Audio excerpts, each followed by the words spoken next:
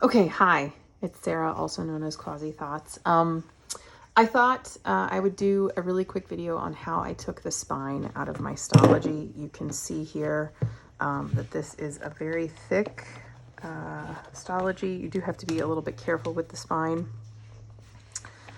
I like to tip in a lot of pages, so not in the cover.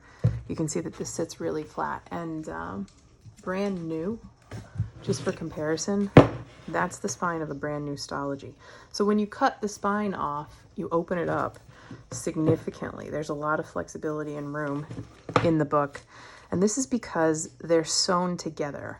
You can search YouTube for some videos on like bookbinding and how it's done. But the pages are folded into signatures.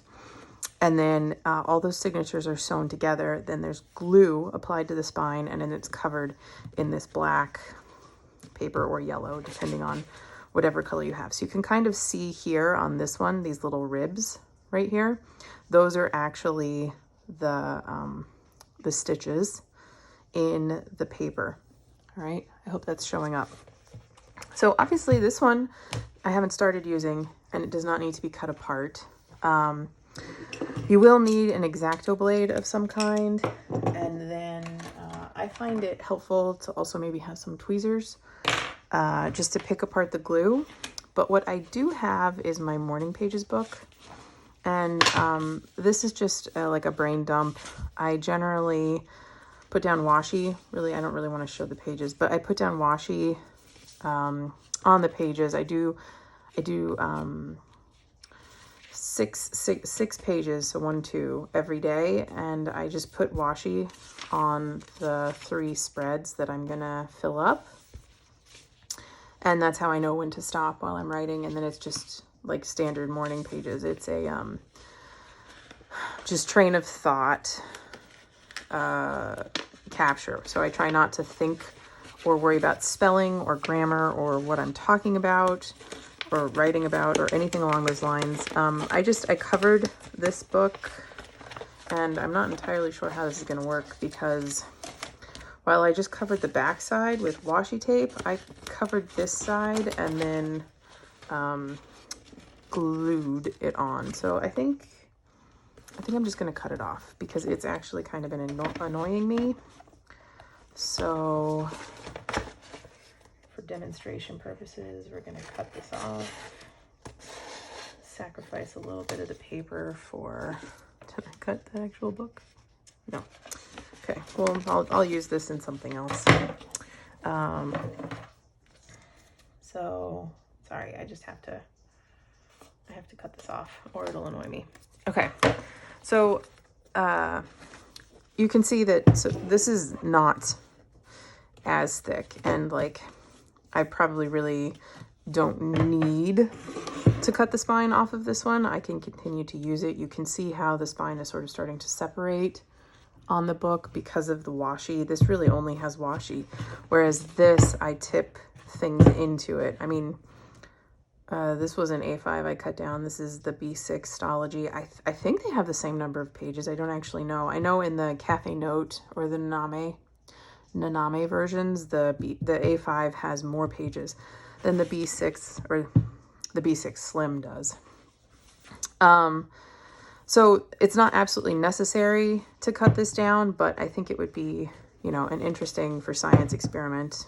So you can see here on my new one, these spines are roughly the same size. I think the warping is really what's causing the big difference in the size. I don't have another A5 to see. You can definitely see here how it's pulling apart. So I apologize if this gets noisy. I'm gonna sit down in my chair.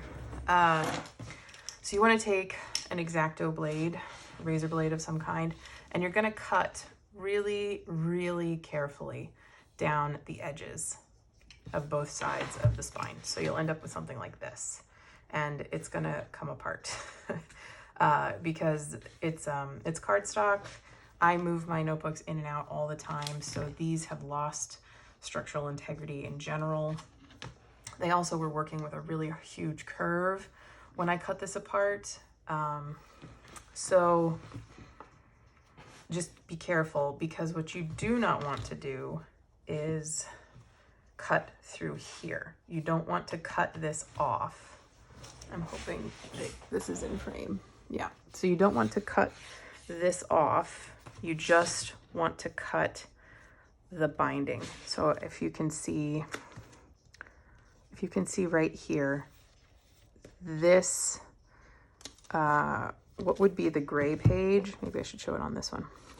So what would be this gray page is actually, so this yellow right here and this gray are glued together.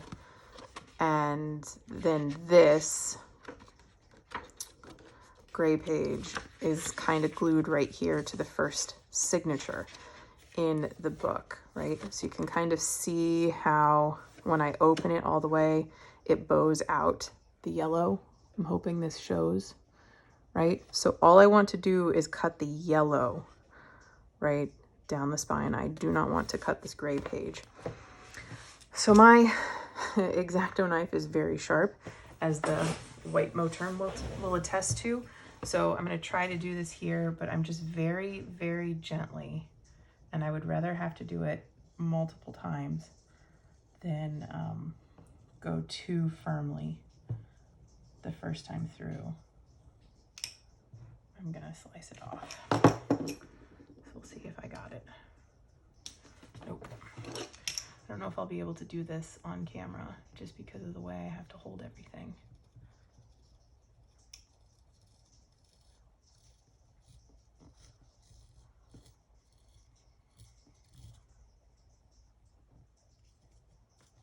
Okay, I definitely am slicing this time.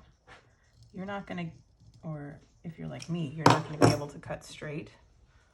But you can see here that I have gotten in, and this is where tweezers come in handy. It can kind of help you rip, for lack of a better word. Okay, I'm gonna cut the other side before I keep going. So we'll cut here.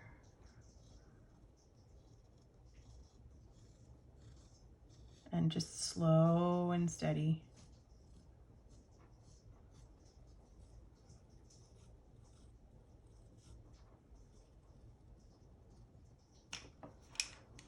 Let's see. Yep.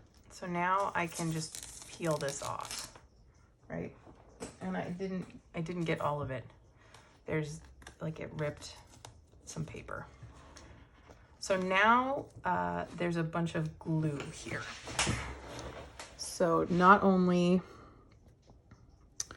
let's put this here. Not only trying to get it to focus. So not only is there the signatures, but there's also a bunch of glue. And this is why I like the tweezers, because it helps you, this is just more of the paper, but it helps you get in here and pull the glue up. So go ahead and be a little mildly destructive. So from this point forward, once I've gotten all of the paper off of the spine, now all that's holding the signatures together is the glue. And sometimes you can get the tweezers in there in such a way that you can kind of peel off some of the glue as well. Sometimes you can get it from the edges, because the edges will tend to want to fall apart. But all you want to do now is just slowly start to spread the signatures apart. And this will happen on its own. Sometimes I'll go through with my tweezer edges and just score.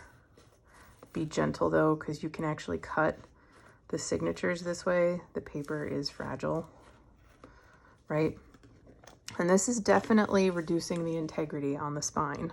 I don't know that I can do this without opening it up. So I will come through and find where a signature is. So like an edge of a signature. So on this one, I can see this is the middle of the signature. Like, I don't think my lighting is the best because it's raining. So you can see the stitching right here. This is the middle. I want the edge. So I think this is the edge of a signature. Sometimes it's easier to see. And so I'm just gonna kind of pull it apart ever so gently right on the edge. And I would do this for the whole book, but just cutting the cover off of the spine like this, and then pulling it. Can you even see already how it's starting to relax and straighten out again compared to the beginning of the video? Like, it's already relaxed and thicker.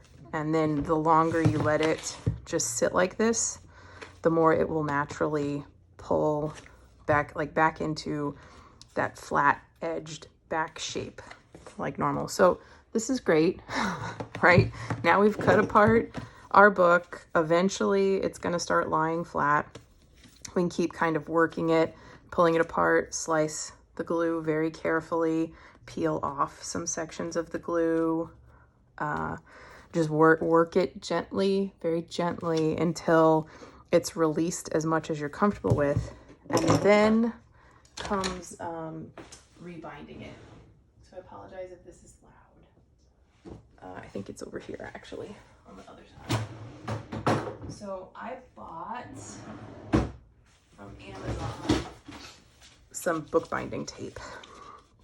And this is like a fabric tape. I bought it specifically to do this. If you've ever been to like library books, or like this is a Jibun Techo from last year, you can see it's kind of got like a weave in it. This is a much stronger weave, but it's very similar to that. So it's a very strong, almost ripstop tape, and it is very, very sticky. It's also sticker backed. So this roll, it's not like duct tape where it's sticking to itself. What I would do, and what I have done in the past, like for example, this was one Naname A5, and I did this to it. It actually came apart on me, like it broke. And so I just bound the second half, these were previous journals, into its own book with a piece of cardstock. And then I bound up the first book as well. And I used this. You can kind of see the bookbinding tape right there behind it. So I don't plan to rebind this until I've used these pages, because they're going to get stuffed as well, right? And then I'll just have created the same exact problem again with my binding. And this stuff is sticky. Like, I don't think you could peel it off without ripping the signatures. So what I would do though, when I was ready to bind it, is I would cut a piece of this exactly the height. I'm off camera. So exactly the height of my book. And then I would unpeel it and lay it sticky side up on the table, and very carefully I would line my book up onto it. I don't have the right angle, but I think this is roughly it. I would line my spine onto it and stick it down, and then fold it up over the edges. And if this gets thick enough that like this is not like it's not big enough to come onto the sides, I'd use 2 pieces, right? Maybe even 3. So I'd take the one and fold it on, and then I'd add another piece here and another piece here. Okay. And then once that was all done, I'll just collage the outside of the cover. It'll look, you know, something like this, but, you know, adapted to whatever I think is cool today, sort of a thing. I've got some vinyls and some stickers, you know, that I might add to it. However the mood hits me, and then I would archive this book. But for now, I'm just using it in the cover and letting the cover be my protection on the spine. If at some point it gets too delicate, like I'm noticing that the opening and closing is causing these end pages to want to curl in like this, which is putting a lot of pressure right here on this first, or this last in this case, or the first signature in the book.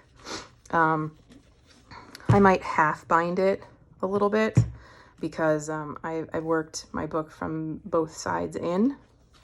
You can see on this one that I've cut significantly or pulled off significantly more of the glue.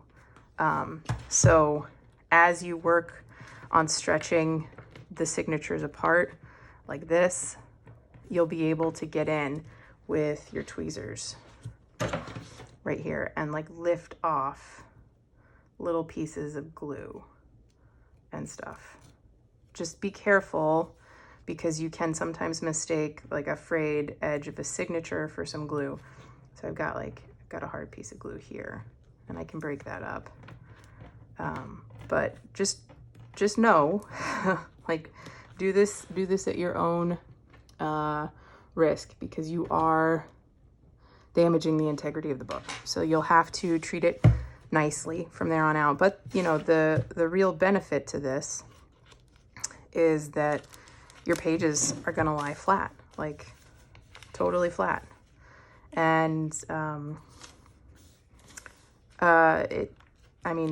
it helps for me when I go to write if my pages are flat like this, and I don't get that writing hump from having the binding so small. So hopefully this helps. If you have any questions, please leave them down below. I want to put my calendar notes for my memory keeping back in there. But yeah, thanks. Please like and subscribe if you like the video, and I'll see you all later. Bye.